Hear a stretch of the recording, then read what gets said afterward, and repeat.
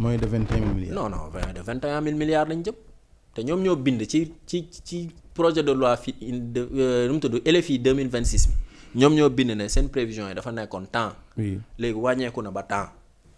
mais pourtant le Premier ministre a effectué beaucoup de voyages avec le président de la République. waaw Chine, Turquie, Dubaï, etc. Récemment, on a vu en tout cas des Émiratis yu ñëw signer des mémorandums d'entente, c'est-à-dire bon, des promesses d'investissement yu ni mel. Donc on s'entendait à moins le Premier ministre doon ko wax naan FMI nekku fii mais on a d'autres alternatives. On s'attendait à que ces dëkk yooyu dugal ci réew mi xaalis mais dafa mel ne loolu dafa amul. léegi oui. organiser wuñ fi forum Invest in Sénégal. waaw bañ ne 13 000 milliards. ñëpp nekk ñu doon jubilé waaye 13 000 milliards. oui fu ñu mujjee. non ça dafa am loo xamante ne 2026. non xëy na ak année yi di ñëw fii ak ay année waaw mais dama nag moo tax il faut faire très attention dans ce domaine gis nga tey. les investisseurs loolu la ñuy wax. yaay ñëw exposer leen sa environnement économique mën nga leen woo jam ñaar ñoom ñëpp ñu toog nga leen kat sama dëkk nii la mel am na lii yaa ngi dégg am naa ay zone économique spécialisée am naa électricité yaa ngi dégg am naa ndox am naa jàmm mais xool ñoom bu ñu ñibbee. yow sa wax yooyu dañ koy jël ba pare ñoom déglu seeni expert ñoom lu ñu leen di wax ci dëkk boobu léegi nag loolu mooy delloo si waat encore sànq li ñu doon wax si management stratégique PSL boobu noonu la gars yi di xool. xool ndax moom dégg naa ko sa premier ministre mu ne day am dëkk yoo xam ne da ngay jëflante ak ñoom ba nga gis ne seen sa relation ak ñoom war na mën a dox war nañ mën a investir mais nee na ñu dem ba si biir ñu naan faaw ñu déglu FMI ak xamal lu tax oui xamal lu tax parce que agence de notation yi aussi dafa am solo ci dëkk. mooy Moody's et cetera xam nga yooyu noonu. soo xoolee ñooñu c'est sur le plan global la ñuy xool. mais contrairement mais c'est tellement important. mais ñi nga xamante ne ay firme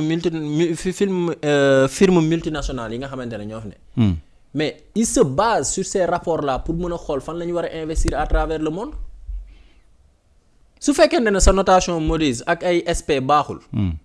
mais su boobaa les gens pour ñu ñëw investir fii ils sont obligés de contracter des assurances yu kawe seen dëkk. daanaka gars yi ñëw rek investir fii dañuy contracter assurance feneen pour que tey li nga risques yi fi am ñu kii ko ñu mën ko kii. c'est-à-dire au fur et à mesure c'est obligation de chuter au fur et à mesure muy gën a am risque. ngay gën a am risque potentiel pour que yow boo ñëwee investir fii nii. léegi nag assurance moom day gën a yéegal li nga xamante ne moom mooy sa investir loolu moo tax ñuy ut environnement des affaires bu propice. le ministre des finances mu ngi doon wax naan loolu sax jaaxal na ko ces notations là parce que reflété wut la réalité économique au Sénégal. lan mooy reflété wul la réalité économique chaque jour ngeen ñëw. mais ñi ngi fay bor yi. Sénégal amul défaut de paiement malgré que taux d'endettement bi il est à 132% et tout ça. ñi ngi fay mais.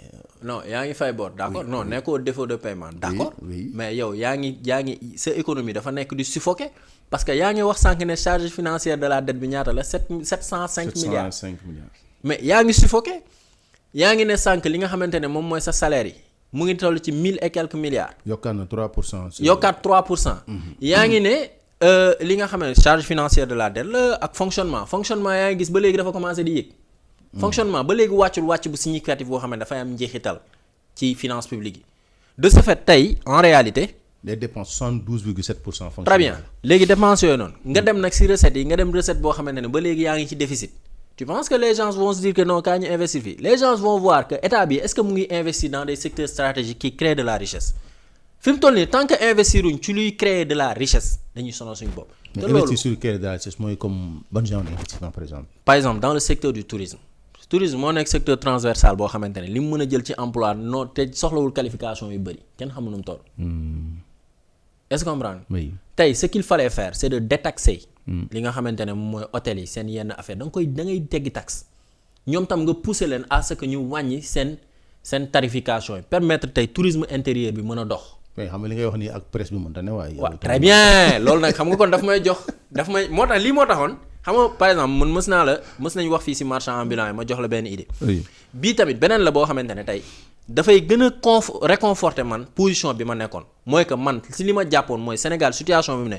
une relance la soxla mais soxlawul li nga xamante ne moom mooy un plan de redressement léegi nag tey loolu boo ko defee nga ut tour opérateur yi nga dem wax ak ñoom di liggéey ak ñoom def benn partenariat ak ñoom ñu jaayal la destination Sénégal on a beaucoup de choses. mais maanaam bala ngay relancer da ngay redresser mënoo fekk réew moo xam ne amoo koppar say bor bëri na mais faaw nga jéem a lijjanti koppar bu bëri ba am ko xaalis à travers presse bi par exemple 700 milliards lañ si doon xaalis su ma juumul. non je suis d'accord nga doog a dugal loolu si économie. je suis d'accord mais dama la ne. méthode boobu moo baaxul xam nga tey situation dëkk bu mel nii. bu amee dafa am ñaari méthode am na méthode keynésienne boo xamante ne tey ak seen multiplicateur de 2 wala 1,2 yooyu noonu. dafa lay permettre nga xool mooy li ma la wax da ngay investir.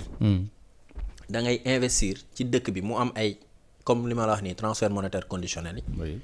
boo ko defee da ngay gis ne ñoom si li ñuy liggéey ak ci li ñuy jënd. parce que tant que nit ñi ñu ngi am dañuy consommer. yaa ngi dégg consommation boobu mooy créer richesse. mais nit ñi bu ñu amul du ñu consommer léegi bu fekkente ne l'État dafay campé wu rek ci charge financière de la dette salaire fonctionnaire yi ak li nga xam moom mooy fonctionnement am te investirul dans des secteurs stratégiques yuy créer de la richesse lii lay indi loolu moo tax may la tey tourisme bi ma lay wax dama lay continuer foofu noonu. oui tourisme bi ma lay wax tey boo defee ni ma la wax nii am ay partenariat ak kii bi ni nga xamante ne mooy tour opérateur yi fexe tout comme lu mel ni ay Bandia comme lu mel ni ay nu mu tudd Niokolo-Koba ak zone Tamba boobu fi ñu mën a def safari mais gars yi jaayal la ko parc national Djoudj bi nii nga defaraat gars yi mën fa ñëw nga jaay destination Lompoul mu ngi fi Saly mu ngi fi zone lu mu tudd comment ça s'appelle encore Île du Saloum zone yëpp nga jaay ko de ce fait nit ñi dañuy dugg te ça crée de l'emploi tey ñi nga xam ne ñoo nekk personnel de chambre yi nekk ci hôtel est-ce que da ngay def formation non yaa ngi dégg dina permettre jeunes yi nga xamante ne amuñu formation guide touristique yi soxlawul kii bu bëri les artisans yi day dox ba pare restaurant yi dañuy dox yaa ngi dégg bar yi dañuy dox leneen ak leneen day dox su boobaa xala vitesse de circulation monétaire boobu noonu mooy tax après richesse bi di créer wu mu am benn njeexital ci PIB ba pare am njeexital ci population sénégalaise mais tant que ñu ngi seen lii nekk di presser sénégalais yi parce que presse yi comme la il presse le sang de sénégalais li des ci. mais ni nga ko waxee dafa métti nag ay presse le sang. non d'accord nañ dindi presse le sang j'enlève ça non non je m'excuse ay yenn taxes yi non je m'excuse léegi je m'excuse xam nga tey jii dañuy jël ay taxes rek di ko teg pour que nit ñi. waaw mais taxes yooyu xam nga nit ki buy participer day fekk moom mu am ci nu mu participer.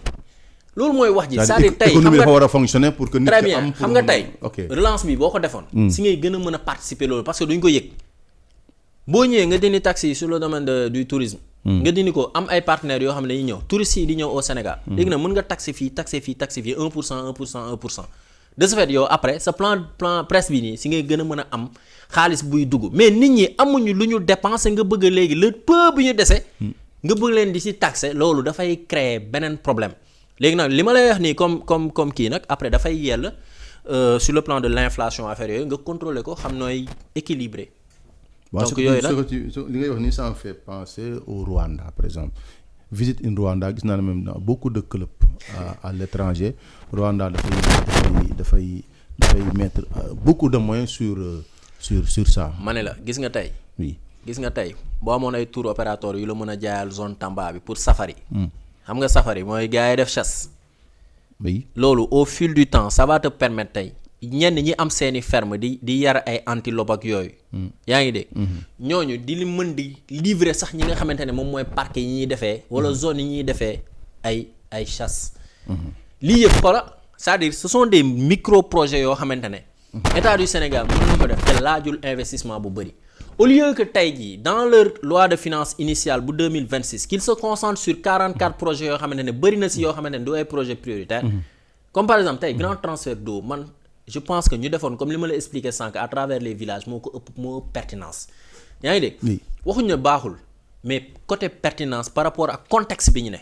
parce que tey contexte bi mooy déterminer tey la pertinence li nga xamante ne moom mooy projet bi ñu war a def.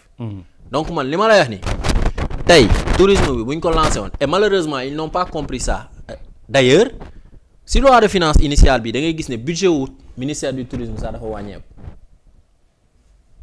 léegi est-ce que ñooñu dañ nekk ci tey tànku maanaam jugalaat économie Sénégal non lii moo tax ñuy wax boobu ba léegi. bon mais ñëpp da ngay xam ne seen seen priorité d'abord c'est l'agriculture, c'est la formation professionnelle. L'industrialisation donc yooyu mooy seen priorité. xam nga tey kaa ma expliquer la benn affaire gis nga dafa bëri ay dëkk yoo xamante ne service moo fay dox. yaa ngi dégg Singapour ay Dubaï et cetera c'est service. yaa ngi dégg.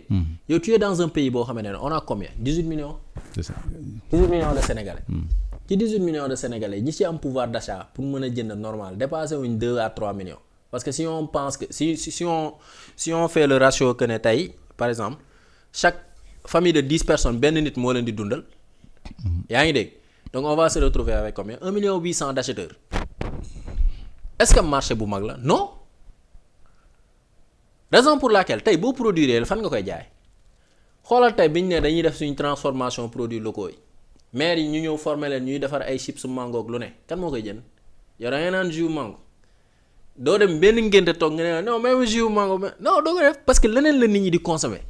c'est-à-dire pour ñu pousser les Sénégalais à ce que ñu changer seen habitude de consommation yi ñu amoon c'est très compliqué. Raison pour laquelle il faut tendre vers autre chose.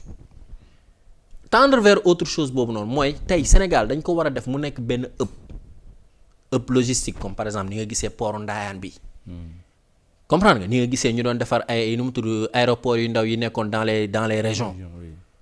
yaa ngi dégg nga gis ñu defar par exemple les TER BRT nga gis ñu defar autoroute et cetera hub logistique la parce que lan parce que dañ jàkkaarloog foo xamante ne géej gi la benn deuxièmement mu am ay dëkk yu ñu wër yoo xam ne dañuy soxla suñu port ba pare Sénégal par exemple.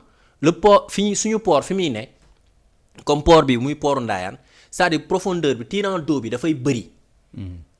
par rapport ak yeneen port yi nekk ci Afrique de l'Ouest bateau bu ne mën fa ñëw quoi. très bien léegi tey si toutefois on réussit li nga xamante ne moom mooy port Ndayane bi mais ça va nous ouvrir fii nii benn affaire boo xamante ne doo comprendre léegi nag foofu tu mets en œuvre tey ji li nga xamante ne mooy zone Dagga Xolpa diggante boobu noonu ba Ndayane ba yeen et cetera mais nga mettre ko en valeur foofu doon benn hub logistique parce que xool c'est tout près de l'aéroport loolu nag mu ngi ci pénate bi ñu doon waxtaanee comprendre nga soo defee loolu ba pare après di nga gis ne chemin de fer yi boo ko tracé comme bi nga xamante ne moo war a nekk Dakar Tamba mais ça va nous permettre camions maliens yi ñëw di yàq suñu tali yi frontière bi la ñuy yem yaa ngi dégg li nga xamante ne moom mooy train yi ñoom ñooy yóbbu conteneurs yi ba foofu donc tu vois au lieu que maliens yi di ñëw di dugg Sénégal léegi yow di nga gis ne yow sa logistique da nga koy maîtriser même sur le plan de l'alimentation nous sommes à 6 heures de vol de Brésil doo dëgg su ma juumul 6 jours de transit par bateau mais Brésil produit énormément ñun ñoo waroon doon benn entrée du Brésil au niveau de l'Afrique de l'Ouest par rapport ak produit yu bëri yu Brésil di def mais yooyu nag dafa laaj tey jii que nos politiques ñu mën di toog di réfléchir parce que ku si nekk il faut qu'on tende vers quelque chose mooy que Sénégal ñun ñoo ko bokk kenn ku si nekk mën nañu am ay divergences politiques mais kenn ku si nekk am ngay idée yi ñuy am dañ ko war a centraliser xool yan ñoo si nekk yoo xam ne ay idées yu pertinentes la ñu jéem ko mettre en œuvre pour le bénéfice de tous les Sénégalais. maa li nga wax ni yëpp baax na mi ngi ci pénate c'est déjà programmé mais le nerf du problème c'est l'argent. waaw.